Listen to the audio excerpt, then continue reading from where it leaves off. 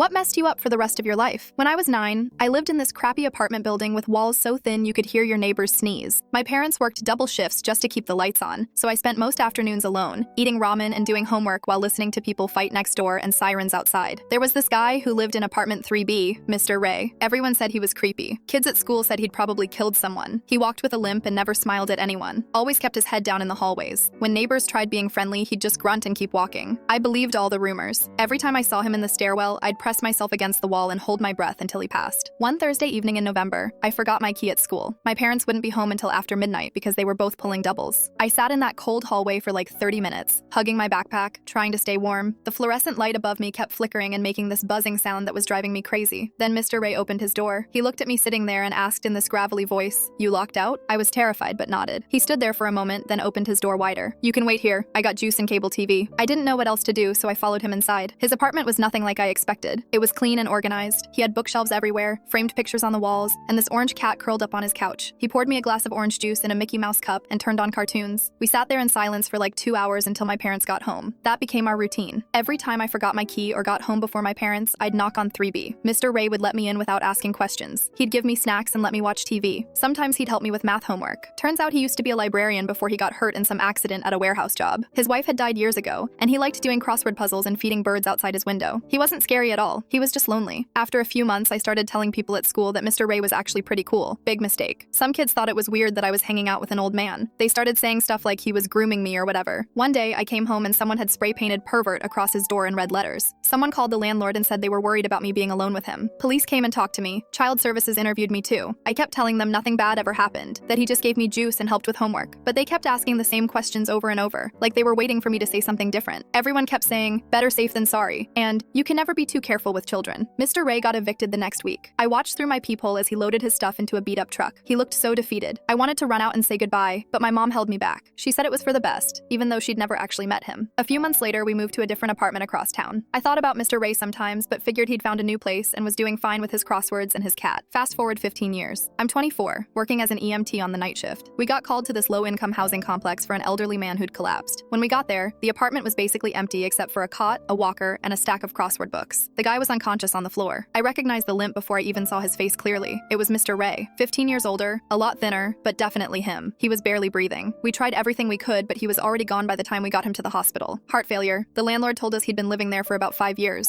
No family, no visitors. Just him and those crossword books. The only thing in his refrigerator was cat food, but there was no cat. Turns out he'd been feeding strays in the alley behind his building. That night messed me up. This man who'd shown me kindness when I needed it most died completely alone because people assumed the worst about him.